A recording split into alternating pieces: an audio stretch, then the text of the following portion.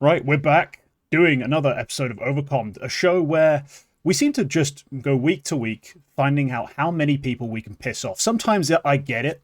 We actually kind of do something that's supposed to poke and prod and piss people off. We talk about the GOAT debate 2 years after everyone else decided it was closed, or sometimes we'll say a certain player's terrible and I get backlash from the Romanians again. I don't care. I'm going to keep doing it. But last week's I thought was almost puzzling. Somehow there is no correct answer to the AWP tier list. We had our 10, the order we put them in and everything. Some people were incensed from 5 down, which means it was a very long video for them considering we spent half an hour. Was there like on a consensus? Was there a main thing that incensed them? Like, no, did we not have someone all over the damn shop? Someone too low? Jame not on there pissed people off for different reasons. Woxic at 5 pissed people off. Yeah, and basically anyone and everyone who wasn't Jame was consistently slandered. As in they thought Woxic was too high? Yeah. Right, okay. Yeah, it was a nightmare. It was a mess. It's almost like if you listen to the actual episode, though, not just look at the list, we give all the reasons why that would be, though. Because I understand why, if you look at Woxic's numbers, you go, he could be 5th. But, luckily we didn't just say, look at this page on HLTV. We had all reasons and everything, Yeah, luckily if people listened, they would have seen that I didn't want Woxic to be 5th, but after a 30-minute discussion, I agreed to it because reason supported it, But that's the fun part of esports, right? It's all about just looking at the end result and being like, nah, I don't want to hear what this guy has to say about it. I'll just say that he doesn't know what he's talking about. It's how it goes. Yes, of course. Both in the video comments itself and in the post, I used to promo it where I had just the screenshot with no context. And I told people to go watch it. Seemingly that was ignored and everything was outraged. I love it, though. That's what we're doing here. I'm sure we're going to inspire some of that today. Yes, we're going to be back. I am joined by Thorin, who is our sort of debate expert, historian. We like to go to him for things like, why is a best-of-5 final good? And should there be a lower bracket? That's the sort of question we like to ask him. And then, of course, all the historical context for all the great players and teams pre-CSGO. He's very helpful. And Ted, obviously, a major caliber analyst, someone who can break down rounds, teach us about metas, the way teams are playing, styles, and of course show us exactly what Pomade was made for. By the way, it's very funny that you say that about Duncan, because I'm gonna go on Glazing alert here and actually say the one thing that I was convinced that I knew more than him about when it comes down to Counter-Strike history was Bulgarian Counter-Strike. And then he's the reason I know that we actually had a CS 1.6 guy that played a major, because apparently they lived together. And I was like, I didn't know that. So yeah, I don't know. I don't know how the memory holds on, Duncan. I envy you a little bit about that. Okay. All right. Well, let's get straight into this. We've got an episode dedicated pretty much entirely, start to finish, to Vitality through one way or another. And almost all of it is going to be, I'm going to say this now, insanely positive. So if we manage to piss you off, Vitality fans, this time, I'll be shocked, I'll be impressed. But yeah, we genuinely have a lot of positive things to say today, and we're going to start with a 2-part episode of the Superstar Silo. We're going to begin with a player who's making a case to get in, and then we're going to do a little quick review just to keep everyone up to date of who actually is in. But let's start with this. flameZ has made an impressive start to the year, and it's a case we can argue starts to be in this realm. We've had this conversation with Molodoy. The numbers, I mean, in terms of overall ratings and things like that, are actually on Molodoy inferior to flameZ. flameZ coming into this year had a bit of a disappointing 2025 for me, at least. Not seeing as much impact, not seeing him really pop off in the tough moments in the playoff games, the big game. Maybe Rob's having a bit of a quiet one. I noticed a triple entry, something magical, something breaking the defense from flameZ. There wasn't much of that last year. This year, it's been there in spades. His rating in general, 5th in the world currently amongst the top teams, really. But in playoffs goes up to number 2. The KPR stays flat, but just the swing gets better. The multi-kill rating gets better. He just does it with worse weapons. He does it in a more impactful way, takes fewer sloppy deaths. He's just getting more effective and more efficient in playoffs is what the numbers are telling us. But also watching it, you'll see he's having these huge moments, these huge multis. He's been a game wrecker. And despite not the most insane KPR, not the most insane actual multi-kill percentage. I believe that's down at around 19%, which is very good, but not truly insane. He does have a rating that would hint at superstar sort of caliber. So let's have this conversation. Firstly, is it absurd for him to enter? And secondly, if it isn't, has he? And if he hasn't, what does he have to do? So Ted, do you want to lead us off? What's your flameZ takeaway right now? I'd say he's great. I mean, if we're talking superstar silo for 2026, why not let him in, right? What is the definition of a superstar player to begin with, right? You're looking for someone that can turn around games. You're looking for someone that has an X factor, someone that's consistent, someone that performs on the highest level on the big stage when the stakes are up. I think he's had all of these, and he has been a win factor for his team, regardless of this probably being one of the most cohesive teams we've ever had in Counter Strike. I think he's been playing great. Just by looking at his performance at Cluj, it was a 129, which is the highest rated LAN that he's ever had in his career, by the way, facing against top 30 or higher opposition. It's leveled up with the Blast Premier Fall Final, which they played in 2024 with Vitality. So, all in all, you're looking at a flameZ that, with Krakow as well, he's played 2 of his 3 highest rated events so far as a player in the top 30 on LAN in 1 year, in 2 months even. So the improvement has been crazy. I think I spent a little bit of time trying to kind of dissect what the reason could be. I don't feel like mechanically he's improved because he was already sickeningly good, right? But when you're looking at the way that he's taken a lot of the fights, I kind of feel like, and that might be a little bit absurd to say, but I think Vitality in terms of structure have improved even more, which allows him to be even cleaner, right? Because if you're looking at the T-side performance of flameZ, that's improved a whole lot. And T-side performance for an entry guy that's just running in first oftentimes just relies on the utility and the communication and the support that he's been provided, right? Plus the anti, right? When you're walking through the smoke or running through the smoke monster, you're doing a monster pop on overpass, for example. Are the first flashes going to blind the guys that are right side monster? Is the second flash going to come through behind the pillar to blind the guys that are water? Is there going to be another flash being thrown by a short player to fall behind the pillar so you can fight heaven? All of these things I feel like Vitality have thought of really well.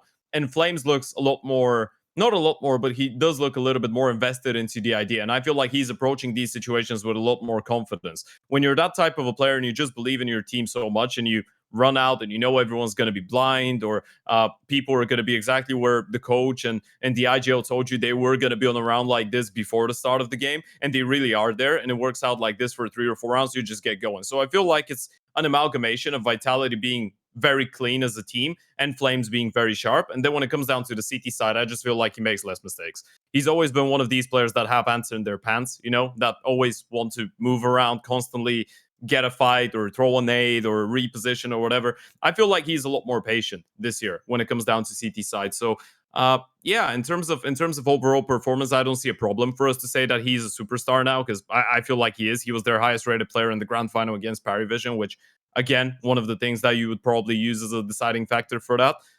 And then in the end of the day, he is one of the highest rated players, one of the highest rated riflers in the entire world, right? You're looking at only Zaiwu, Donk, Monacy, and Shiro being ahead of him. So technically, he is the highest rated rifler after Zaiwu since the start of this year. And even Kioske is leveled up with him, but he's behind him for whatever reason. But yeah, he's in that same category right now. Obviously, you can have the team conversation, but in terms of pure individual skill, I think he deserves to be in there. At least deserves to be in the conversation.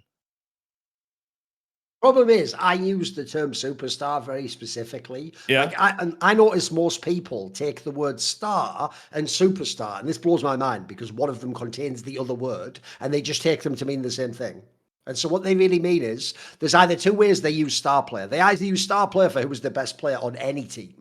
Sure. As in he's the starring figure. You can use that angle. Or they use star to mean like you're a very good player. So most people, when they do superstar, I think they have way too many players personally. Because I take superstar very literally, as in even among stars, you would be like a star among stars. So the analogy would be, if you think of a sport like American sports where they have like a Pro Bowl or an All-Star game, well, all those players are stars in theory, right? They're probably all the best player on their team or the second best. The point is, the MVP, for example, is much better than even the players at the All-Star game. So my problem with this is I tend to think that the number of superstars in a game is quite limited. I tend to think it's between like 3 and 5 at any one point in time. Like, for example, essentially my superstars usually would probably be the people contending for number 1 on HLTV, or the odd like Nico type person who's just outside of that sometimes, you know. So my problem in this particular case would be the superstar on Vitality is Zero and then possibly Rops, depending on how you perceive it. So I would say he's more like a star player. Listen, if you want to say he is one of the stars of Vitality, you know, Vitality as a result has 3 3 stars. Yeah, I think that's actually pretty accurate. I actually think, if anything, Yeah. I agree. I think actually what's funny is, even though they're not as dominant so far, I actually think there are some ways in which Vitality looks better than last year. They just never ever lost. Because people do remember the first season they dominated, the rest of the teams were slightly weaker. They only got 1 or 2 to Falcons right at the end. Mouse was the main contender at the time, and they'd only just made the roster swap, etc. Spirit had a worse roster, etc. So I actually think back then, you can't just look like one for one. You have to look who they were playing. I think they look more dangerous now, and I actually think flameZ is one of the reasons why. Like, I agree, by the way. One of the things I thought was kind of whack last year was, even though they were doing it as a meme, even Vitality were doing that meme of like, everyone in our team is the best in their role except flameZ because Donk exists. It's like, whoa, whoa, whoa. Forget the Donk part, mate. Even if Donk didn't exist, you wouldn't have been opener of the year, mate. Because I'm sorry, he absolutely did. You can put it on Zero because his level was low, but I actually think if you look in that second season last year, flameZ had some nightmare fuel fucking tournaments and games, boys. Like, there was times where, because he's not perceived as the main carry like Zero and Robs, I don't think he got as much scrutiny, and the team still made loads of finals, loads of set. Obviously, they made every fucking semi as well, and they won the major at the end. But I did think, actually, he was a little bit carried in the second season. His numbers were way worse in all the regards you'd want. All the T-side impact, etc., was worse than it is now. This year, it's weird. Like, the mad thing is, I agree, he's gotten better on both sides of the game. That's the craziest part. Like, his T-side now, if people haven't looked at the numbers, he's up in that ridiculous, like, oh, listen, nobody's ever going to be at Donk's level, because Donk does, like, match usage and then goes to 60% win rate, which no one can do. But he's up, like, unironically, at the sort of, like, your Kindars Antares level, or Senzu back in the day, where we always praise these players, like, you're the engine of the team, you're the reason why it works. Because, actually, I like that term you used earlier, game wrecker, which, if people don't know, is used in the NFL for defensive players that are basically like the edge rusher, because the idea is, if they get to your quarterback and sack him, it just ruins the whole play. Like, at that point, the game has been destroyed, even though that player, if he doesn't get to you, you're fine, but if he gets to you, it just ruins your whole offense. I think that's actually a great description of what flameZ does on T-side. Like, if anyone remembers quickly in the Krakow final, on that map one that they almost won, except Molodoi did that, like, hero comeback on, they all went crazy, right? Zero was definitely mega, but flameZ was, like, carrying the fuck out of the first half of that game. Like, the amount of, like, double, triple entries, it was bonkers, mate. It was really, really dangerous. I always say, in fact, one of the things I like about his style is, he does actually remind me of old school peak Apex, who himself was, like, super streaky, really, like, aggressive player. He always was moving. And I definitely agree. On CT side, I always used to say it. That's why I actually thought for many years flameZ was overrated. Because people were just thinking of a million T-side Mirage clips where he runs in and shoots everyone on the head on T-side. What they were missing was, there's a CT side to the game, Malbs fans. And actually, flameZ was a pretty, as you said, he never stopped fucking moving. He was the guy who constantly, like, pushed and positions. And unfortunately, I do think that made him, like, a mild liability on some of the teams. He's cleaned that right up this year. He looks way better. Like, he looks so much more comfortable. And I'd even argue, if there's actually a player this year starting a bit slow, it's maybe even Robs. It just doesn't matter, because you have Zemo in peak condition, and then now actually flameZ has stepped up. That's, by the way, another thing that does make this Vitality like one of the all-time great teams. Because I always thought that was a part about Astralis that was underrated. It wasn't always like some strict order of, like, device number 1, then, like, Dupree 2, then Magus 3. The genius of that team, I always said, is Dupree and Magus could have been, like, your second best player in any other team, or the best player on a lesser team. So they could actually sort of, like, make up for the other one having an off month. And I feel like Vitality can do that now. It's why they're so dangerous. Yeah, they are. And look, you touched on it briefly. Rops hasn't really been, like, if you want to talk about the stars of the team, if anyone's taken that slot as, like, the third star, hybrid star, like, not as impactful on the game, not winning as many games, it probably is Rops. Like, sure, his KPR's ticked up a bit as they've played lands, and he's slowly probably returning to form, but he has started slower. He has basically been DPR farming, as it used to work with 2.0. He'd probably still have a 116 rating in 2.0, to be honest. But here he's quite rightly put down more like he's a 108 for the year. It's just been a very quiet, very no need for him to start. Like, there's fewer rounds for him to try and get involved with. That's kind of the nature of a great entry and a great closer sometimes. If you're not being tested in series, you're not taking the distance, you're not losing matches outright, your opener can just open things up and it kind of just, there you go, it's done. And the guy's a hard closer, kind of holds his dick and waits for the end of the game. So Robson it actually makes sense that it's going to be hard for both of them to go off at the same time for logical reasons, as you say. Yes. Yeah, exactly. Unless they're being challenged, right? Like, unless there's mid rounds are getting ugly and you're losing rounds and you need Robs, like, they're just not getting opportunities. Yeah, unless they turn into a Mongols and they just start peak in the different places of the map at the same time, where you get Robs to fight at the same timing as flameZ does on the other side of the map. I completely agree. I think it's only natural, right? Because when you look at Robs, it doesn't really feel like he's checked out. Maybe he's not in the same zone that he was in last year, but when you think about a lot of the games that Vitality have won, they've been very one-sided maps, right? A lot of the times you're just watching Vitality play and they're just crushing people. So especially on the T side, it's very difficult for him to have a lot of impact. And then on the CT side, they do a whole bunch of aggressive stuff, and he's more often than not really not involved in all of that, right? So he's kind of like the first wave, option. Right? Like it's like flameZ and Apex do something, and Robs is there in case. Yeah, if it doesn't work, he's gonna have 4 people run at him with utility. If it does work, then he's just saying, "Nice round, boys. Good job. I was here just minding my business in bloody pit or whatever, just staring at apartments while you killed 4 of them on banana." It's like he's not been given too many chances, but I think this is a good sign, honestly. Like as Duncan pointed out, I don't think you can get the best out of both your entry and your lurker. You know, you kind of, if one of them is having an off game, then you need the other one. But if the entry is just destroying them, then the lurker can just relax a little bit. Yeah, you can, and that's why. Look, I do actually kind of side more with Duncan on the what a superstar is and how we talk about them. There's always this is a debate that has been sparked by us having a superstar solo segment, which was, as I've told you guys behind closed doors, like more of a framing tool to talk about a variety of different players, bring stats up, just have an interesting conversation.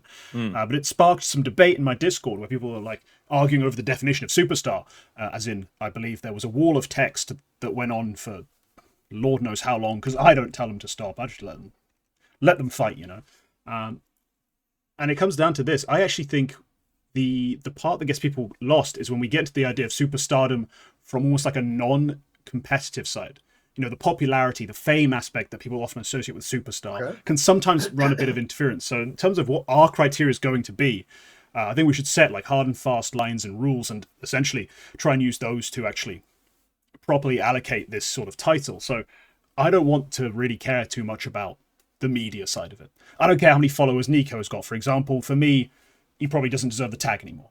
There were many years he did, probably a good like 7-8 years where that was appropriate. I don't think it is right now. So for the superstar being a star among stars, a cut above even when compared to the best players in the world, I don't think it's quite right to have flameZ in that group. That's where I'm sitting on it. I don't know, Ted, maybe you're a bit contrarian on that. You were very excited for him. Do you have a take for that? Right. I am excited because I see him improve, and I thought he was already a very good player. I am willing to agree if we are to frame superstars being what superstars in traditional sports are in here as well. I think it makes sense, right? I'd say if you're talking right now, first 2 months of this year, I think he could fall into that category. But then, do you watch flameZ and think, oh my god, he's so much better than all the other people in his position? Or maybe there's just one guy that is a loaded position, isn't it, as well, entry? Exactly. Like, I was doing the comps just for the opening stats, sorry. I started doing the comp as we were talking, and I'm like, so he's not actually better than Donk, obviously, in that position specifically. Kioske probably actually does beat him on the numbers. Xantares has actually had an absurdly effective start to the year in terms of specifically like opening map rounds. I'm like, at best, he's 4th. He's a fantastic 4th for an entry, but I can't then have him as one of my superstars. Exactly. In that sense. That's the thing. He's improved. He's doing a lot for his team, but then in the same time, you're thinking, even though, by the way, this is going to shock a lot of people, flameZ is the 2nd highest rated T-side player since the start of the year. Has anyone felt like this is true? Probably not, if you don't look at the numbers, right? So I think there's a lot of factors that come into it, and unfortunately, I don't want to go back to that conversation, but I think we kind of have to. When you are Xantares and you're playing on a team that is tactically a little bit handicapped in comparison to Vitality, and you're still able to do all of that with a very much lower quality of support that you're receiving from your teammates, for me, this is a sign of a superstar player, right? It's kind of like the conversation we had with Zywoo and Simple and Device and back in the days. When your team is a little bit dysfunctional and you're still able to make it look special, that means that you yourself are carrying the X factor, right? I don't want to say there's a lot of players that you could put in flameZ's position and they're going to have the same impact if they have the same players around them, but there's probably more than there is people that you could put on a dysfunctional team that are still going to be the star entry like Donk is on Spirit or Xantares is on Aurora. So there's always going to be that conversation. So from that aspect, I am willing to agree that flameZ is just a very, very good player. He's probably he is one of the best entries since the start of the year, and there's no doubt about it. But maybe if this is the picture that we're painting of superstars, he doesn't really fall into that category. I'm willing to agree on that one. It does sound logical. The problem I have is when you compare him to other people in his role, I also do think like he isn't playing some like outskirts of the map where no one interacts with him. Like he is running in, and by the way, Vitality has some very good utility usage. They actually have some of the best like ADR of all the utility teams. They have pretty good flash assists. They're mega trading. By the way, that might sound weird because you think, yeah, but he's the one getting traded. Knowing you are going to be traded totally changes how confident you are about taking that run around the corner, that peak. Like I can tell you there's certain excellent players who I can tell when they just know that guy behind him, he's probably not going to do it, and they're way more tentative when they go around. So they also have the best stats in the entire world if he does die first in the 4v5. So it's not that these like make his job like easy, but they do make it, I think, easier to be very good, if you know what I mean. Like, but it's weird. I think he's in almost the best spot of any entry player, bar perhaps Donk, and even then I'm not sure that because I imagine Apex is a much better agile than Magic's, but at least I would say on Donk's side, everything is on trying to get in the entry. Sure. But no, I think you have to point out he definitely has a lot of help. Yeah, and the rating is directly helped by him getting traded now. Like that's a thing that's factored in. It's been a kind of a thing for a while. It's now more of a thing. So that is all very helpful. I agree. Why Ted's right. If you are someone like a Xantaras, though, you ever put up bonkers numbers, you are just the shit, mate. Like you have to be because there's no way you have that extra element helping you numbers. Yeah, you literally have an IGL coming out and saying we can't play a complicated game of Counter-Strike because we just cannot. Because I can't call it. Because I know we're not going to be able to do it. So yeah, it's very impressive that he's still able to do that. Yeah. And the other thing is as well, this is why it's not as simple as just the numbers. Like, I'm sorry, there are players like Donk and Zeus that they could go do those numbers in theory on any team. I'm sorry, if you put flameZ on Heroic tomorrow, he's not doing these numbers. He just isn't. Like, he could do all the same mouse clicks. He could even have the same mentality. It just wouldn't manifest the same number, unfortunately. Yeah, there is probably some talent difference between him and xFloud, but it's not a wide enough to make up for everything. So yeah, I think that's kind of our conversation about flameZ sort of finished. Sure. But let's start talking about who is in Superstar Silo, as I've called it. Let's talk about the obvious cases. Is there any naysayers to Donk and ZywOo? First off, just default additions. That's a slam dunk, yeah. All right, good. The default, the obvious included, both of them ridiculous years so far. Even if this is Donk's possibly his worst one, but still insane, right? So it's just absolutely nuts. And then let's talk about who we'd usually consider to be slam dunks, but probably there's a bit of contrarian, I think, sort of narratives happening in the world right now. m0NESY for me was an auto-include 2024, pretty much all 2025. Now 2026, people are really ragging on him, on the team, on Zonic a lot in terms of the things going wrong. Do we still have m0NESY in? Is there anything we can truly consider to be a blow for him? I'll give you a stat if you want to look one up. Just go and look. Not on rating, because rating, again, includes other factors I don't know of the amino. Just go and look on the CT side, KD, just the kill to death ratio of m0NESY. It will blow your fucking mind, mate. It will actually melt your brain. Yeah, it was something like plus 130, right? Something around that number. I'm in the K/D. He has at 1.73. Oh, 1. I was thinking about the KD difference. I mean, that's still very good as well. But and like, he's second best to ZywOo, right? ZywOo's the only one that's over 2, I think. It's mega. It's unbelievable. So, like skill. The problem is, no, Z was number 1 on that one. But the point is, it's just impossible. Like his numbers are fucking insane. Here's the problem with m0NESY. m0NESY actually, to me, is one of the most flawed, but obviously flawed player. Because the thing about him is, it has to be. What's funny is there's other players where there's other reasons why they might have problems.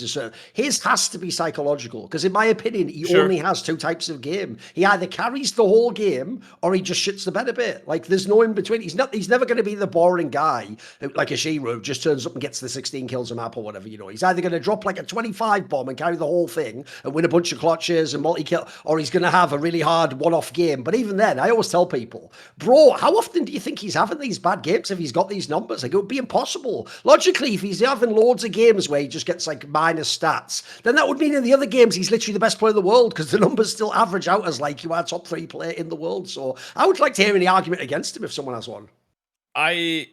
I really want to have one, but I just don't, right? If you're talking Monacy, that's been the story of his entire career, I feel like, especially for the last couple of years. How many times, and we had that conversation, I think, on one of the previous episodes, how many times could you say, well, Monacy is definitely not the best player this year, but there was that period of time for 2 months where you could say he's the best player in the world, right? So I do agree. I think the issue should be mental, right? I even had a conversation with a Serbian commentator about that recently, and because as we know, Serbian fans do hold Falcons very close to their hearts, right? And Monesi is basically a Serbian citizen after his stay on G2 at this point.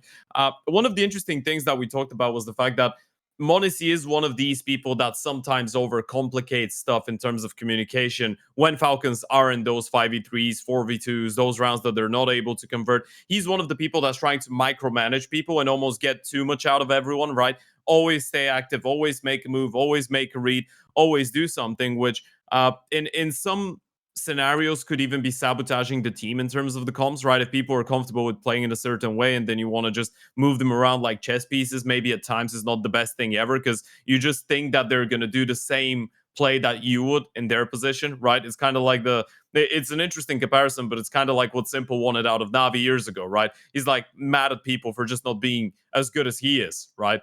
But I feel like with Monesi, it could be something similar. It could be the fact that, he's just lost so many important games, or at this point, he's had so many big performances in playoffs where he's not been able to deliver as much, that maybe now that he goes into a game like this, he's a little bit more nervous maybe since before. And I think that adds up, right? When you have a couple consecutive events or a couple consecutive big games that you're supposed to win, but then you lose them in a very unfortunate fashion, then that thought kind of starts creeping into your brain subconsciously. And the reason that I believe that is the case is because I think initially when he joined G2, that wasn't the case. I think this is something that has formed and grown inside of his brain over the course of the last couple of years. Because I don't really recall Monesi having consistency issues when he joined G2. Oftentimes it was the others, right? It was sometimes Nico to go absent, or just the team in general to look like they're falling apart. Monesi was the main man that would always step up in big games as well, as far as I recall, when he joined G2. So I think this is just something that he needs to fight himself. But does that mean he's not a superstar? Probably not. He can still take over games in ways that a lot of people cannot. He still has he's still one of the most mechanically gifted players in the game, probably one of the most knowledgeable for such a young player as well. So yeah, I think for me, he's definitely still a superstar. But the mentality side of things is definitely interesting to explore. Yeah, the things I see mostly brought up about Monesi are specific series, specific losses. It's never, oh, he is overall a bad player. People are like, oh, it's a down year, and I'll understand why. Because he won't have been, like he was in G2, as you mentioned, really potent, really effective in the big series, despite a loss potentially. That part of him, that edge he used to have, seems to have gone a bit dull. That's not quite a weapon in his arsenal anymore. We saw it kind of against Parivision most recently in Conclusion of Poker, where it's like, yeah, one good map in the series. The map 3 is a bit flat, very flat for his standards, but the numbers are still crazy.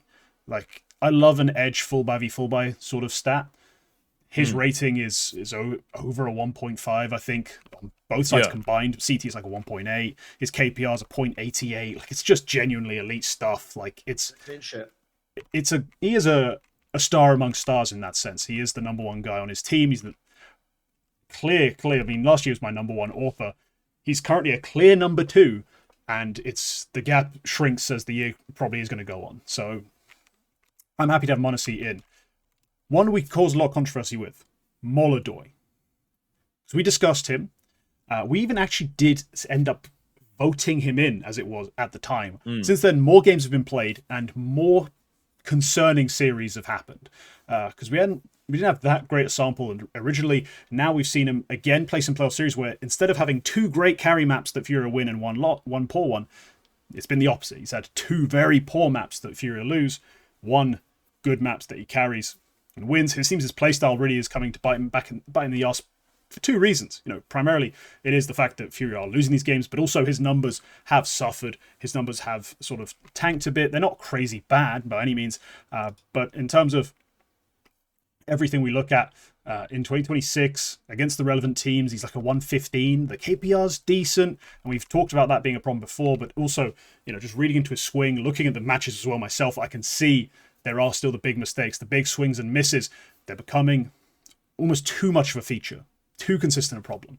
For me, that's kind of holding me back. Like, I feel like I was very excited, jubilant at his form, willing to praise him and give him that credit last time.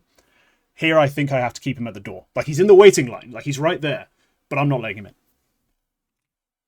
Let me go on this one first, because I've got a few issues with Molodoi, which go like this. One, I'll always point this out because they're both fucking AWPers that begin with the letter M. If you're a Monacy hater, stick around and keep that energy for Molodoi, son. Why the fuck are we going to have a discussion about his numbers if Monacy's fucking a bomb and a loser and not good enough and letting his team down and a choker? Well, if Monacy chokes, then that's the normal condition of Molodoi this year. Like, he's actually just been worse, I'm afraid. The point is, he certainly had the odd map that was exceptional, like actually the aforementioned Mirage Krakow final, that first map, he was great. Problem is the rest of the series, he kind of sucked. And unfortunately, you look across the board, there are some really alarming things about him. Like, first of all, if you just go to the classic featured ratings section of his page, he just does it against all the lesser teams. He's farming all the bad squads. Second, you put him against top 10, especially top 5, his numbers drop off a cliff. Then I'll tell you one thing that I find really disturbing if you want this guy to ever be the best stopper or a true superstar player, like a contender for HLTV Player of the Year, which is, bro, the reason I brought up that Monacy stat earlier is,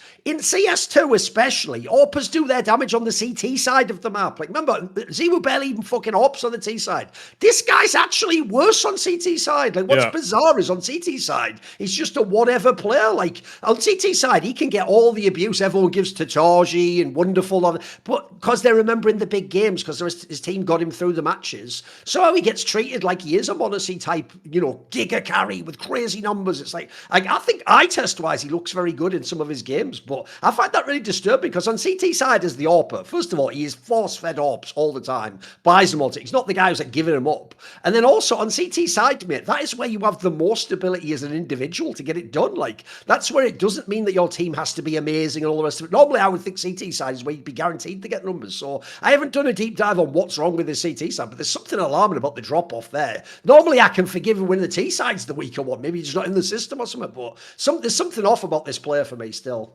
That's one of the things that I actually wanted to look into a little bit more. I think Molodoi is suffering from, well, not suffering, but I think he's, as a lot of young players that, feel capable, get a couple very good events, play a couple of months of very high quality Counter-Strike. I think at times he almost wants to force through the issues when he sees that he's not off to a good start, right? You know how we say that a player shouldn't be changing the way that they approach a situation based on their KD and the rounds that they had before that and everything. They should always read the situation in the same way. I almost feel like at times when you're the AWPer, you can actually allow yourself to be a little bit more set back. You can lean back a little bit, be a bit more relaxed, say, okay, things are not going great. I'm going to play punish for a couple rounds, get my confidence up, and then maybe I can be aggressive once again.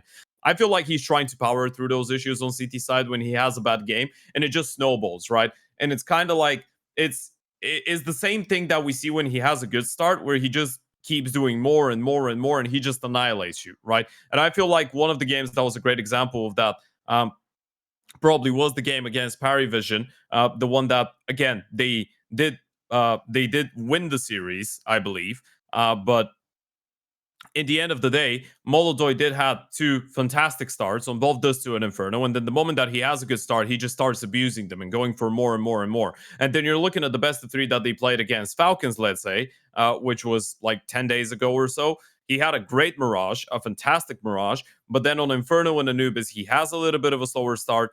And Anubis, by the way, wasn't even a one-sided map. It was an 11-13 in favor of Falcons, and he had 8 kills for the entire map. Yeah, exactly. And he has a great start, or a great start in the series. And then the moment that things starts dropping, he just starts getting more and more and more aggressive. He's trying to take more initiative, which to some extent, I want to say I like. But at recent times, I've been thinking maybe it's a little bit of lack of... I'm not sure if it's just experience, maybe maturity in the server, just being like, okay, I'm not insecure if I don't want to just constantly be in the faces of my opponents. I'm just trying to be realistic. When I see that the aggressive peaks are not going forward and they're not working out, I'm just going to stop doing it, right? And this is one of the things that I think have been haunting him a little bit lately. Yeah, he needs to round out his game in that sense. His T-side's insane, like especially considering his opening attempt rates. Like the things he tries on T-side are commendable, and the fact that he pulls them off the rate he does is actually kind of insane. Like, as far as T-side AWPing this year, you could probably say he's still kind of in the conversation for best T-side AWPer. The CT I mean, side... Zai was just rifling, so even though he's got higher numbers on the T side, I mean, Zai was literally entering on Banana for Vitality with an AK on T side. It's just mental. He's using the AWP a bit more than he was last year, but yeah, it's still a similar trend. Yeah. But the Molodoi thing that irks me about the CT side isn't so much the overall output, because just look at the KPI. He's still fragging people. The problem is he's, as we've mentioned, he's just taking those deaths. Those deaths are what's killing his rating. Those deaths are what's killing, honestly, sometimes his team.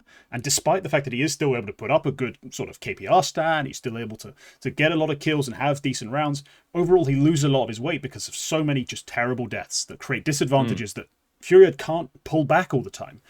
Combine that with, the fact that he doesn't have a donk next to him. Like, Yekendar's been pretty good as an opener, pretty good as an aggressive rifler, but CT side hasn't been anything special.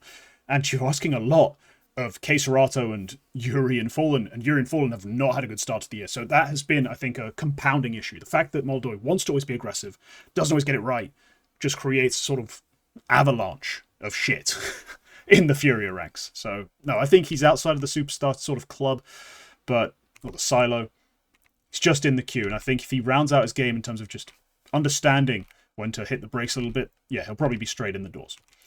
Is there anyone else? By the way, even though people are going to think we've dissed these two players now, one of the things I do have mad appreciation for though is the fact that Molodoi is like a throwback. Like, I actually like the idea he wants to be a pure AWPer. Sure. And if this guy did play CSGO at 1.6, he'd never ever be on the rifle. He wouldn't do it. He'd just be 24/7 fed the AWP. And also, I do think as well, he is in a tough spot that people don't give him credit for, which is if he just wasn't on such a good team, if you put him even one step lower and he's just on, say, like the 8th best team in the world, we'd only be praising him. He'd just be cooking. He'd be considered mega. We'd have very little downside. He wouldn't be in so many finals so early in his career to lose them as well. So he's also got that problem, which I'll give him credit, is actually traditionally a superstar problem, which is you sometimes do too well to the point that you're in the big match, and that's when you fail, and then people go, you're just a failure in the big match. It's like, man, I shouldn't even be here. Like, the first 2 years of your career, normally you just, we made the playoffs, cool. Like, he's immediately thrust into playoffs from like day one almost. Yeah. It's the kind of Nico like with G2 sort of problem. Yeah. Like, what do you mean I failed? I got these guys here. Like, the Stockholm Nico is just like, this was a success. Did you see these guys? Yeah. It's kind of like the PR Gamer Legion situation, I think, was a comparison I was thinking about for last year. He probably could have been the PR of some team outside of the top 5 that's not making finals, where everyone's saying, this guy should be in tier 1. He's so great. He's insane. He's fantastic. But then PR got to play 2 years of tier 2 Counter-Strike, and he's not even playing fully. I mean, I'll give you the example. The arena games. Take Foot now and just put Molodoi in Sembridge's spot. They wouldn't be in the finals. He'd just look mega. Everyone would be going, wow, the whole team's insane. Like, they'd all just get praised. Yeah. Yeah, no, I mean, it's one of those edgy cases to try and make any case for Symmetry right now, because everyone's so hyped on everyone else, and they're very quick to just shit on him. Yeah, no, I think Molodoi would be a crazy talent on that team. But yeah, as I was trying to get to, do you two have anyone else you think should be at least in conversations for the Superstar silos? Anyone else you'd like to nominate, almost, just for the rest of us to bat down, if the case may be that we have to? Ooh, that's a very good question. I think the only person right now that you can probably make a case about, I mean, we agreed that we're not putting Nico in, even though he's had a very good year so far. Maybe you could try and build a case for Kioske, but again, he's haunted by the same, type of stigma that Modesty is, with the Falcons choking so much and him not being able to step up in all the important games. So I'd say in the definition that we playoffs, unfortunately. Yeah, exactly. So with the definition that we've given for a superstar, I'd say probably not. But this is where actually the whole Spirit, every time a conversation about Spirit is always troublesome, is Shiro always has really good numbers. The problem is, though, another aspect of being a superstar, I'm sorry, is that when I watch the game, I'm like, holy fuck, that you don't get that from Shiro, unfortunately. What you get from Shiro is like, what an insane flaw to his game, how consistent, like, which spot he'll always be in. I imagine he's fabulous to play with. I could totally see a lot of people wanting to play with him, but he doesn't have the like crazy wow factor, though, does he? Like, the joke is, actually, you can even argue, even though statistically he's a worse player, Molodoi has more it factor than Shiro does. Like, he's going to put himself in situations to do more things that can break around alternative. Whereas for me, Shiro's just like the ultimate farmer. It's not even a diss. I actually think that's why he's in the perfect team. That I think pairing someone with that style with Donk is almost flawless. Yeah, no. I don't think. By the way, you notice though, Mm. we've actually come around to the sort of the position I was sort of laying out at the beginning. Though everyone wants it to be that like the top 10 players are all superstars, and Xantares is a superstar. They're all superstars, mate. But if you actually try and be harsh, because I do think with every type of award and category, you actually serve yourself better. Not if you're super inclusive, if you're actually very exclusive. And what you try to do is what we did here: is you try and find the line that determines are you just in or are you just out. The more work you put there, the better job you do of making it meaningful when you get in that category, though. Whereas if we did just do it like the top 10 players are all superstars, then what does Monacy being a superstar mean if 9-10's a superstar? You know what I mean? Yeah, like at that point in time, you've just devalued the term, haven't you? Whereas actually, I think it's if you instead think about the conversation we had, which is Molodoi just doesn't get in the club that Monacy does, that's actually a much more interesting discussion. Yeah, the Shiro one's interesting because on the surface, the numbers are so good. Like he's over a 0.8 KPR, 21% multi-kills. Like, what more do you ask for the guy? Well, firstly, I need him to maintain those numbers in the full by stats. He doesn't. I need him to, in the playoff series he plays, to be superstar-esque, at least sometimes. Unfortunately, he's only played 2 of those series this year, and he was fine in both, as he has a tendency to be, unfortunately.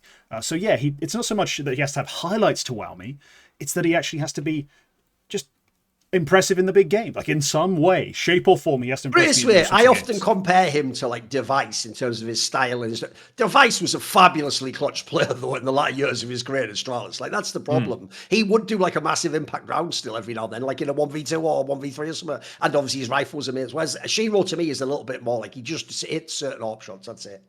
I think it's the perfect position for him to be in as well, right? Because he was probably a little bit more of a star on C9 and Gambit. Sure. But he didn't have Donk on the team. And then we all remember that these teams struggle to be a little bit more consistent. I don't think Shiro's the type of character and the type of Oper that should be given all the, I guess, responsibility to be the number 1 carry of a team. I feel like he's a lot more comfortable when he knows that he's probably the second best player on the team, but the superstar is the rifler, and then he can be the support guy that clutches, that holds angles and plays his game, and doesn't have everyone looking at him the moment that things start going wrong, because that was oftentimes the case with him and Axao, I guess, on Gambit and C9, right? A lot of people would just look at Shiro and be like, well, man, you're probably one of the best, if not in the conversation for the best Oper in the world. Where are you, right? Whereas now I feel like if he has an all right game, people are just going to look at Donk and they're going to look at Tenier. They're going to look at Magix as the IGL. So I think Shiro's actually an Oper that thrives when he doesn't have all that pressure on his shoulders, and he's going to be a lot more solid. I don't really get that vibe from him that he is the guy that's just going to walk on the stage and the entire arena is going to explode because they know that he's going to bring this ego into the server and just make you lose your mind. Yeah. The media circus around Spirit in terms of the coaching, the IGLing, how great their rifler is, has sort of obfuscated like Shiro's level over the last 2 years, maybe a bit more. Like it's been a very interesting thing to observe where you don't really notice it a lot of the time. You don't think about it too much. Just like, Shiro's a 119, cool, next. Like, in terms of the events, it just comes and goes, but you don't really notice. Let's get into... One last quick thing I'll say is this, though. Sure. One area that I will give him credit, though, is he actually passes the test I said earlier. I don't know if flameZ would, which is because we did see him on C9. Oh, when he was on a worse team, he also was still a very good player, though. Like, it's not like his level went down and the team structure was supporting him. Like, he is part of the team structure. He is indeed. Yeah, he does. He does enable some of the things they like to play as. Like, he's the sort of a yin-yang effect in terms of him and Donk, but... yeah, let's get into more Vitality Glaze, shall we? We've gotten a long way from it. I'm sure some people are desperate for it. We're going to have a bit of a conversation. Might end up being a debate. Depends on where people lie on this. I mean, in the past, I've hoped for debate. Sometimes we're all in agreement, and that pisses people off as well. So we'll see. Let's see. Who are we ticking off? We're talking, of course, about Vitality being the greatest team in CS history. Now, for me, for reference, I will not be talking about any team that predates CSGO. I don't have the tapes. I didn't watch it. I have the list of who won what events, so I can tell you that Markelov's Na'Vi won 4 majors. That's all well and good, but I didn't watch a second of them. I tried, but there's not really that much quality footage available right now. So let's get into this. Firstly, Vitality. They won 9 events last year, 7 in a row. They've accomplished a few teams, but not many teams have done, which is winning back-to-back majors. They got an opportunity this year to extend, firstly, their winning total, potentially even add more Grand Slams, more majors to it. Are they already, though, the greatest team ever in CS. Ted, Duncan, I don't know, both of you seem to have different references sometimes. Is there a CS 1.6 comparison you need to make, or are we going straight to Astralis? Like, where are we right now? If you're, I'll start it off by saying, if you're not comparing them to Astralis, then probably the only 1% chance you're not crazy is that you're thinking about Fnatic for whatever reason. But again, I think it's an Astralis comparison straight away. It should be. Those are the two most dominant teams. NIP from the start of CSGO was great, obviously, but it's a very different game, a lot more competitive now. They played a lot of BO1s. The scene is a lot more developed. Then Fnatic, also fantastic for a year. But then in the same time, I'd say Vitality just redefined the game in a way that only Astralis were able to do, or made it look like it is a lot more efficient to be playing in a certain way, right? They perfected a lot of things. So yeah, I think the direct comparison should be Astralis Vitality. I can't really recall another team that I would put in the same category. Yeah, because you were 8 years old when Markov won all those majors. Well, that's why you're here, man. That's why you're here. Let us know.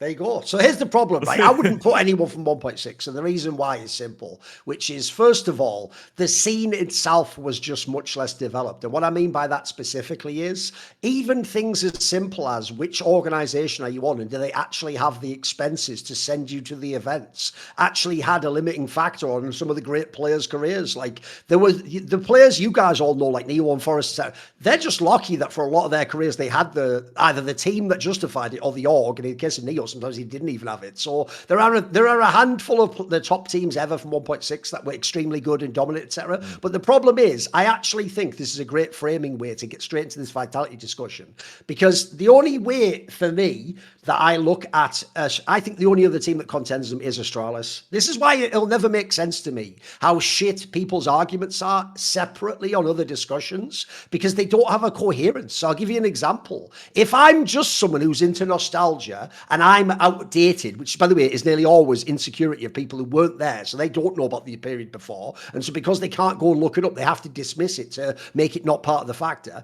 They'll all tell me I think Simple's better than Zero because I'm using nostalgia, right? Well, by that logic, then why wouldn't I only pick, like, for example, the Na'Vi team, you're talking about that, not only won 4 majors in a row, they were in 5 major finals in a row. Like, that was unbelievable. And by the way, they won the best major twice in a row. The IEM one, that was considered the most prestigious one. So why wouldn't I pick them? Similarly, by this logic, right, I wouldn't even take Astralis. I'd take some older team. But I think the only other team in contention is Astralis, because if you go across every metric, performances, championships, eye test, like what they could do in the game, I think that was the most complete team to ever play Counter-Strike. It might even still be now. But the reason why I think Vitality, you can immediately put them in contrast to Astralis, even favorably. No one brings this point up. I never get it, because to me it's so obvious.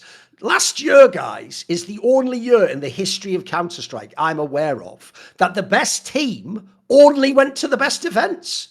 They never ever went to a single cheap or angle shoot. Even in the second season, guys, when they were losing, they never went, you know what, fuck it, sign us up for that Thunder pick there. They never did any of that shit. They just kept going to all these biggest lands possible. And every other team, literally every other team had at least 1 or 2 events. They skipped a big event or went to a shitter event. And by the way, often the jokers didn't even sometimes win those events. So what's mad is, I actually think the level of competition that Vitality faced is unbelievable. To then add in that in season 1, they lost 1 series ever.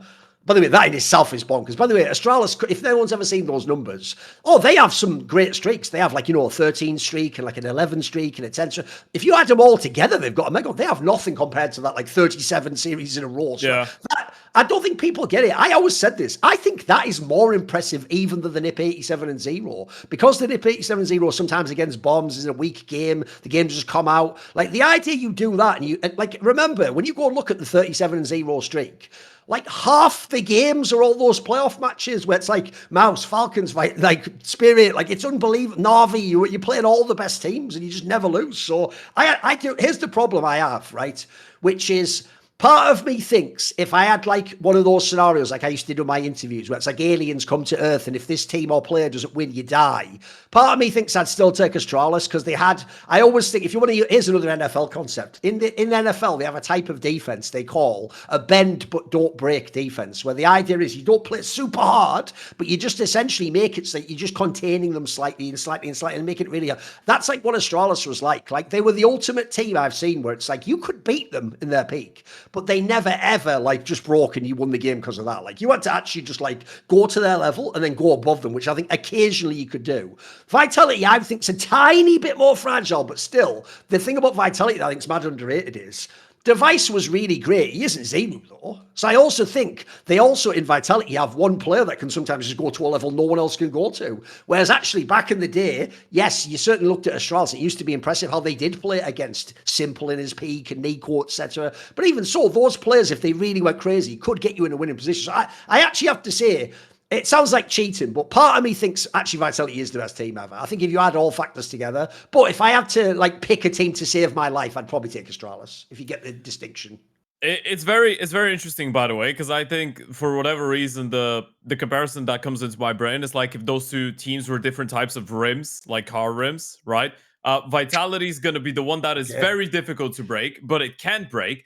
And then Astralis is the one that's a little bit easier to deform, but then it's just going to bend and you can fix it, right? It's the fact that he was using the actual like quality of the material. I assumed like you, Kingt. I know you weren't exactly the same, but you thought he was going to compare them to like 28-inch rims on like a fucking.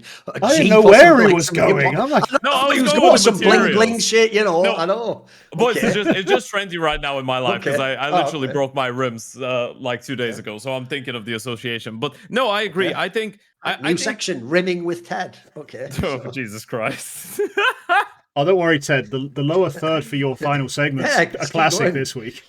Don't worry. Is it? Yeah, you'll love it. The best thing is I'm not even going to see it until the episode's out, so I'm looking forward to it. Exactly. So when it comes down to Vitality, I feel like for me, obviously, bar the fact that I wasn't born when 1.6 was coming out, I just think at this point the level of competitiveness in Counter-Strike is just incredibly high. So it's even more impressive when you achieve that type of dominance later on, right? Because a lot of the teams now, because what Astralis did basically was redefine the way that you would use utility, redefine the idea that you don't really need to have that one guy that's going to be the superstar, even if you have a player that's marginally better than the others, but you can just have a strong collective, people that share the same opinions, same vision, they prepare, they let's say look at all the smaller details, the timings of the nades, save their utility for later on, things that now for us seem very obvious. Well, back then they weren't, right? And they were geniuses about it. I don't think Vitality have redefined the meta in the same way that Astralis did, but I think Vitality have they've just taken what Astralis did and perfected it to some extent, right? You look at first the accolades. I think it's a very important thing to have it in context that Astralis were not perfect during the season. They were perfect with majors, and when it mattered the most, they were very difficult to take down. In terms of consistency throughout the year, sure, you could say they had a year with 10 trophies. I don't think it's less impressive to win 9 trophies when you consider the fact that, as we pointed out, Astralis were playing some other events. And Vitality were not. They were just playing the big events, and whenever they would lose against the best teams in the world, right? They wouldn't get upset against, I don't know, they wouldn't get upset by 3D Max. They would just farm these guys every single time, even when they were in good shape. Then you look at the factor individual power. Now, Zipix, for example, was a phenomenal clutcher. But other than that, would you look at Zip, would you look at Dupree and say, individually, these guys are so insane they could be in the conversation for the best player in their role?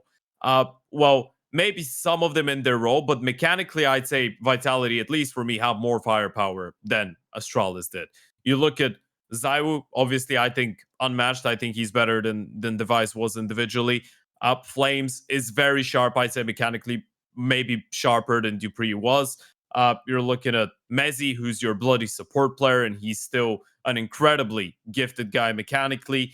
Even Apex. I mean, Robs, I'm not even going to throw into the conversation, regardless of what shape he's in. I still think he's mechanically insane, and he can still take over games. Even Apex has these moments every now and then, but he doesn't really have to, but he still does. I just feel like every single one of these individuals is able to go absolutely crazy with a consistent level. And then when you look at the type of Counter-Strike that they play, that's the impressive part, because they do have the good individuals. But the Counter-Strike they play is just very much, I want to say, I don't want to say it's perfect 100%, because there probably isn't such a thing, right? But it's so close to chess, the same way that Astralis had it, but with even more firepower, with even more cohesion, with even more attention to detail in some aspects, the communication, the way that they exchange feedback, all of these things for me make a difference. I've never felt the same way watching a team that I feel watching Vitality. With Astralis, I was like, this is genius. This is great. With Vitality, I watch it and I'm almost laughing half the time because it's absolutely, I guess, illegal how good they could be individually. And then as a team, I mean, they are the team that could win a game just by utility, but then they have the best player in the world as well right now. And then they have some of the other best players in their roles as well. So I think all in all, for me, especially if they win a third major in a row, there would be, I mean, it's difficult to say there would be no conversation. There always can be a conversation because Astralis was phenomenal. But for me, that would just cut it. If Vitality win a third major in a row, I'm just going out there and saying they are the greatest team. But even now, I feel like they are better than Astralis were. Maybe by the way, one other thing to just throw in there, because actually I noticed people did this last year. At the end of last year, where Apex himself compared how many trophies they won versus the first year of Astralis, people did that thing where they were like, yeah, but what about all the majors Astralis won in 2019, etc. The problem I have is, for me, after Katowice, when they won the second major, not the one obviously with Kiebi, we're talking about the one with this lineup that we're talking about. After that, they had the Liquid period where Liquid was on top. And then after that, it's more like, I've always said this, what was impressive about the latter end of 2019, when they won a major in a bunch more tournaments, is that was like nicking a bunch of trophies on the way out the door. Like, you weren't even at the same peak level. You just managed to get close to it and did like a little comeback. But to me, the peak of Astralis is like it's just over a year or so. You know, it's from like whenever they formed, like early 2018 to like just after that first major of 2019. So I think people are missing this whole thing of like Vitality has to win the 3 majors in a row. Like, I don't think that necessarily. Like, I think they've already done it amazing. I think you can already contrast the two teams now. Yeah, if you're talking about quality of Counter-Strike, this is where I think you can build a very strong argument that Vitality is the better team. If you're simply looking at the achievements, maybe you can defend Astralis' case just because of that major. But if we're talking which team is the best over a long period of time, because Vitality have been the best for over a year now, which is not a short period of time. If we're talking about that, maintaining a level of consistency that is a lot higher than the average level of your contenders for the trophies, I think they have been much better than everybody else for this last 1 year, or at least remotely better. Yeah, I'd say they're playing better Counter-Strike. I'd say it's higher quality CS for sure. The problem I have right now. What's funny is it sounds like he was waiting for us to make the argument that would help him decide. So where are you at? You're on the fence? No, I've decided. It's just, Okay. I'm just... By the way, I also think this is one of those conversations like GOAT contenders, where if you do it right, you can always find an argument for each person. There's no wrong answer. No, exactly. There's just a wrong argument, maybe. Yeah, and the problem I have a lot of the time is people will resort to things like trophy count. They'll look at, like, they'll say the 10 versus 9 thing. They'll be like, look at all these trophies, and I'm sure it's that they're like, were you there in 2018-19 if you're making that case? Like, do you not remember Blastralis? Do you not remember what sort of manufactured bollocks they played in? Like, they were owned by the TO. They played round robin best of 1 into just a grand final. Like, this was the least rigorously tested, yet somehow overly stressed by all the travel team we've seen. Like, I'm taking the piss a little bit because it was kind of hectic, the total volume of tournaments, but the actual tournaments themselves quite often were a bit that's weird. Another thing. I don't know what the number would be, Kingt, but Astralis definitely played more lands. So they also had more chances to get that many trophies. As I am ready to blow your minds, by the way. Give us it. Astralis in 2019 played 159 maps officials. Vitality in 2025 played 200. Aren't we doing 2018, though? Yeah, we're doing 2018, but also don't check maps because they had less maps in the tournament. Just look at the lands. And remember, how many the reason they end up getting I think it was more tournaments, but a lot of these tournaments were lesser maps and lesser games to win, right? Because Vitality are playing a lot of these events that have main Swiss stages and playoffs. But there's another thing, by the way. One is easier than the other. Even though in theory, if you're the better team, a better format will help you. You still have to do it and win the games. Like Vitality also did it in an era where everything was best of 3, except those fucking stupid ones at the major. And even now, every final's best of 5, including now the majors. Like, look, on the one hand, yes, I think that would actually have helped someone like Astralis too, but you'd also have to have done it. You'd still have to win those games. Yeah, you still have to go and play them and win them, and that's the weird thing for me. All right, the weird. Sorry, Ted, jump in. I did the counting. Yeah, you can finish off. Okay, well, what I'm going with here is these events. Not only were they kind of silly in their formatting, they ended up, due to the way they were trying to weirdly divide up the scene, clash with other events, leading to just miss sort of misinvited. I don't know how we'd call it that now, but like just back then it was just we'd have some of the top teams were not there, some of the teams. Top I'll teams give were you an there. example. I was at one. I was at the tournament. If everyone remembers when Mouse with Snacks beat Team Liquid and won that ESL New York event in 2018, all the top teams were there, but Astralis went to blast Istanbul with like the lesser teams like Nip and ones that weren't that good even. So there was literally sometimes in times where two tournaments ran parallel, and in the case of Blast one, it's obvious why they went to that one. Like they were just preferring their own company over a very specific choice, and look, I mean, I'm not saying they didn't win the trophy, they did, but the second highest ranked team by HLTV was MIBR at number 4. That's the Tarek Stewie MIBR. Then NIP, number 9th team in the world. Dennis, Lecro, Rez, that edition. Then it's Cloud9 with Flusher and Golden. Like, come on, this event is a joke. That's 4 of the 6 teams in attendance. It's literally Astralis and then a bunch of kind of messed up, half washed up, half unproven rosters. By the way, one thing you said earlier as well about like they did have to play more and get more burned out. That's actually also why these teams used to do that, mate. What they used to do is once you'd had a slog where you'd had a load of wins, you'd pick an event where it's either like you pick one closer to you so it's less travel, or you just skip one. You just go, we'll skip one. And then like I say, especially when it was just about prize money, people also would sometimes just do it cynically. Like maybe not Australis because they were number 1, but there was a lot of teams back then where, I'll give you an analogy. If I was to use the modern day set of teams, if you had the old circuit, whereas now also we have VRS, by the way, there's no like we're inviting Virtus Pro because we like them, even though if they're not any good anymore, like the Polish one. Now it's only the best teams get invited to the event. Back then, even like the analogy would be in the modern day, someone like Mouse who doesn't win tournaments if they go to the biggest ones. If this was 2018, they would just angle shoot. They'd wait for a star ladder where stars weren't going, and they'd attend that and win it and get a little trophy under their belt. Or they, as you say, they'd look at the time when it's like, oh, stars is just going to do the blast. Right, we're definitely going to the other land then. That's how you'd sort of like manufacture a trophy. Which notice, by the way, this is why you have to look at the scene as well as the trophies won, because you have to ask, like, who did they play? Like, there's a reason why everyone makes fun of Falcons and doesn't mention the trophy they won with Dexter, because they know that one wasn't the biggest event with all the best teams. So that's why everyone goes, he didn't win a trophy, Nico. Like, but he did, technically. He did win one before, honestly. Just no one gives a fuck. So the difference is you can't find a single Vitality trophy that you can even pick at. Every trophy is just legit as fuck. Yeah. Yeah, so I had a look at the numbers. We're counting only LAN tournaments that Astralis have played in 2018, right? So they've played 17 LAN tournaments, which totals at 164 maps. Vitality have played 16, so 1 less LANs in 2025, and they've played 183 maps, so 19 maps more. So when you're talking about the quantity of Counter-Strike, it's actually about the same, right? Astralis have 1 tournament more, Vitality have 20 maps more because of the longer format, so it's pretty comparable, I'd say.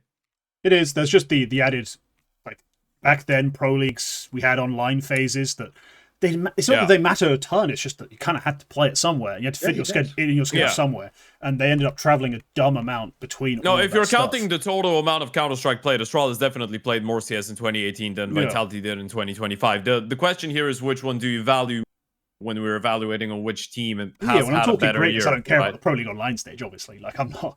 Well... Yeah, I'm not there for that. Then I think it's pretty... I think it's pretty obvious. Then you could probably go with Vitality, considering they've played more Counter-Strike, the same amount of events. They have won 1 event less, but again, there wasn't that cherry picking of, okay, we're just going blast and we're skipping some of the other events and some of the other teams are avoiding us, so we don't even get to play them at some of these events because they're going to other events.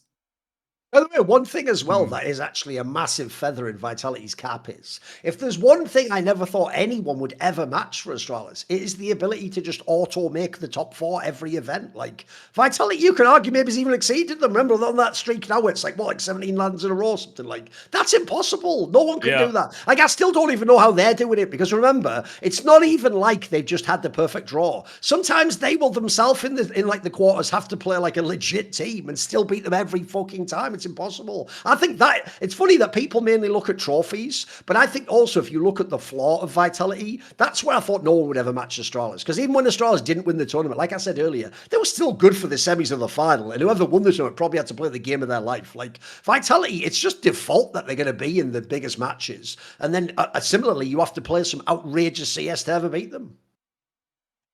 Yeah, no, they are an absurd team to think about, to witness.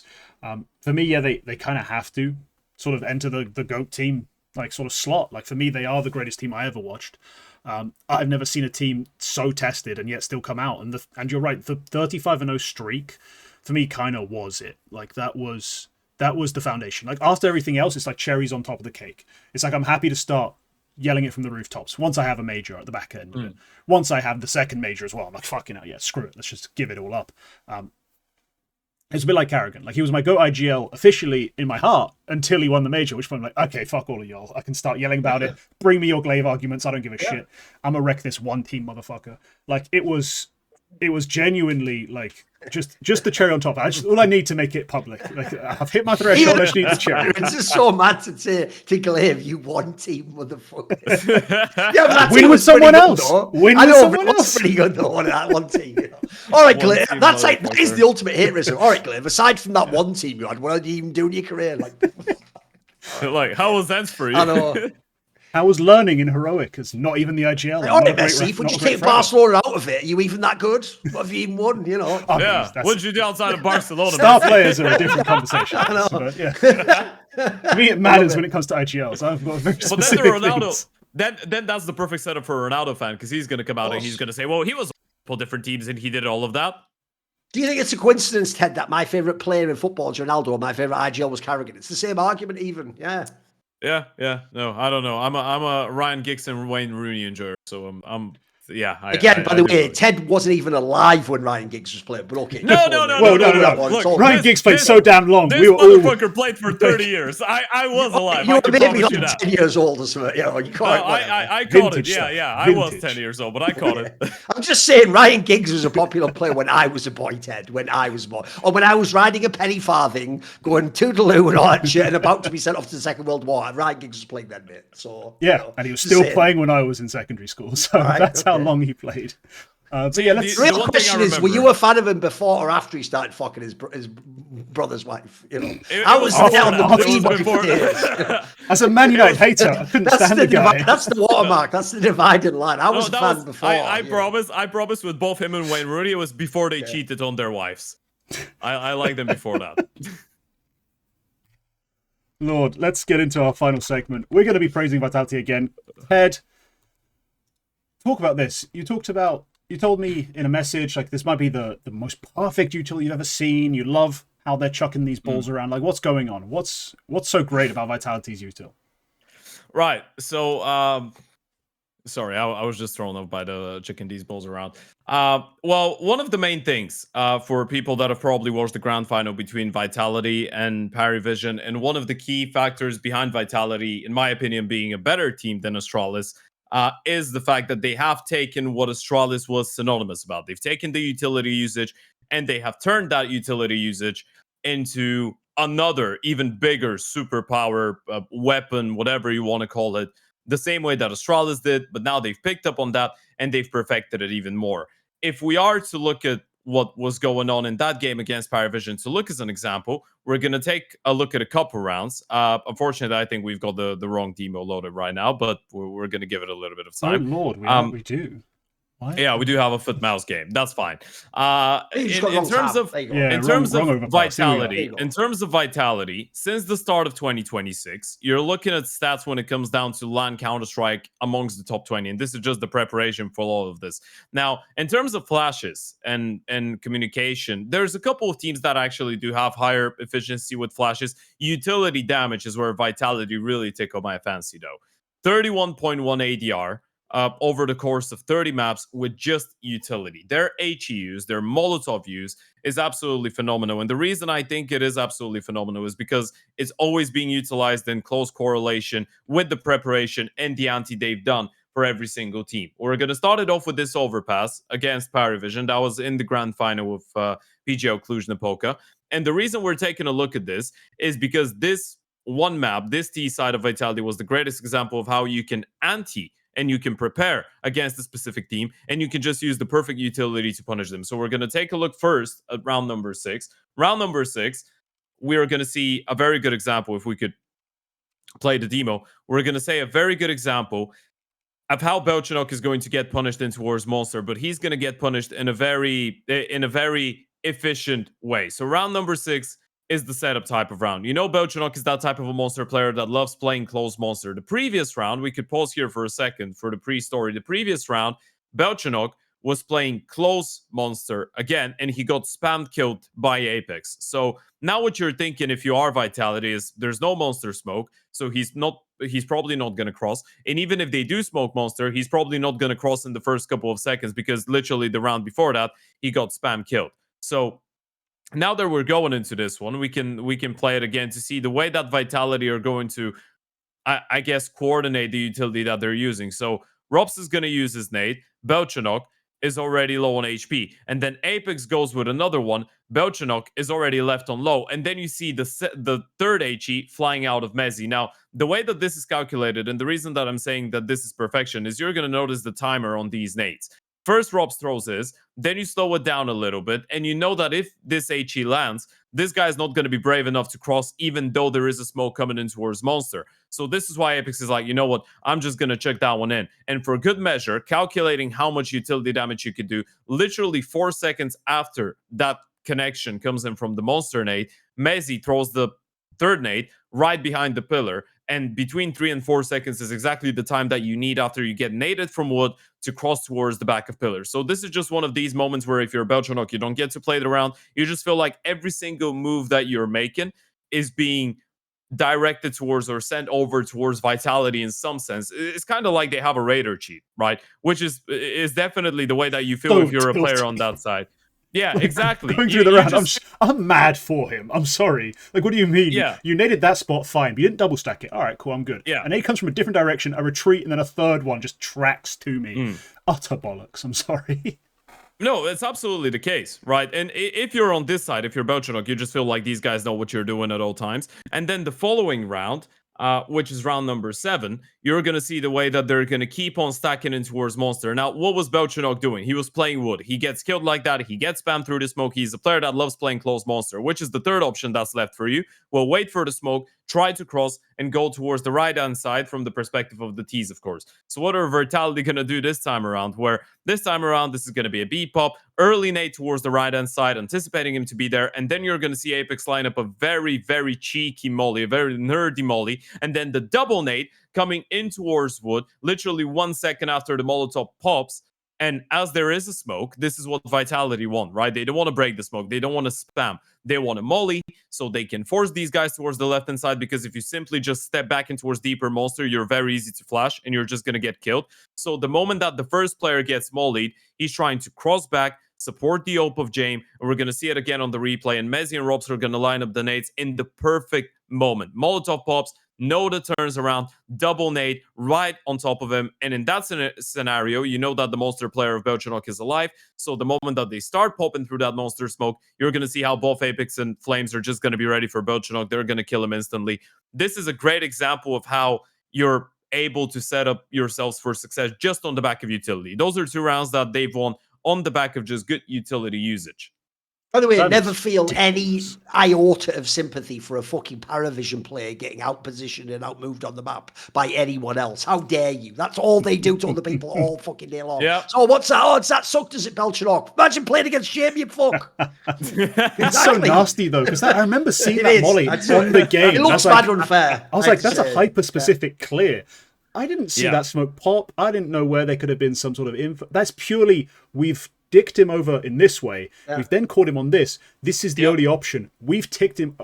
They don't have to play close, and yet they read that that's going to be their tendency. That, you know, Paravision do tend to stick to certain things quite rigidly, and they've just absolutely wrecked him. That is just glorious. I'm sorry. By the way, that's glorious. Even one area.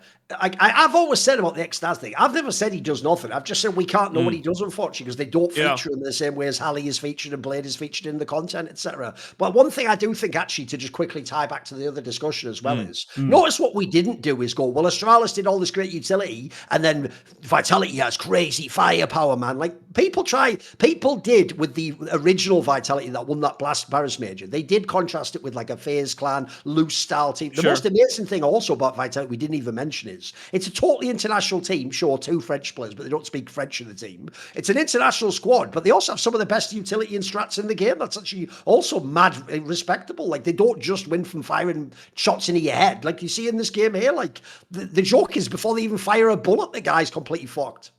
No, absolutely. That's one of these situations where you just win the round without giving them a chance to shoot back, which is even more impressive when you're playing against a team like Paravision that is so tactically heavy, right? And so good when it comes down to the prep. So it just showcases the genius, I feel like, of the prep. And this is, as you pointed out, a very good way to actually get probably Xtas involved, right? Does Apex do all of this? Does Xtas help with that? Because if they come out and say, well, Xtas is one of the people that is responsible for the preparation and all these ideas on how to punish these guys and is studying them and is aware of their tendencies, then just give him an award, because this is fantastic. This is the fact that this is happening in a grand final when in a sequence of rounds. It's not just one round that they win on the back of utility. And even if in a single round you double nade someone and he dies, you're just like, oh, get brained on. You're so much smarter. You've prepared for him, blah, blah, blah. They've done it in 3-4 consecutive rounds towards the same bomb site where they just know exactly how Paravision will reposition and they just punish with utility. And the other one that I think was very crazy, which a lot of us probably noticed watching that Inferno game, bar the 1v2 clutch out of Zywoo, bar the comeback out of Vitality, one of the key components behind that comeback from Vitality on Inferno, especially with all these successful retakes and defenses in towards the B bomb side, is even when they would lose the bomb side, those Paravision players would be heavily tagged by utility damage if they even make it to the bomb side, because Apex was constantly bombarding them with HEs and Molotovs in towards Banana. And that's going to be the last example, by the way, that we showcase. It won't. For the demo has broken.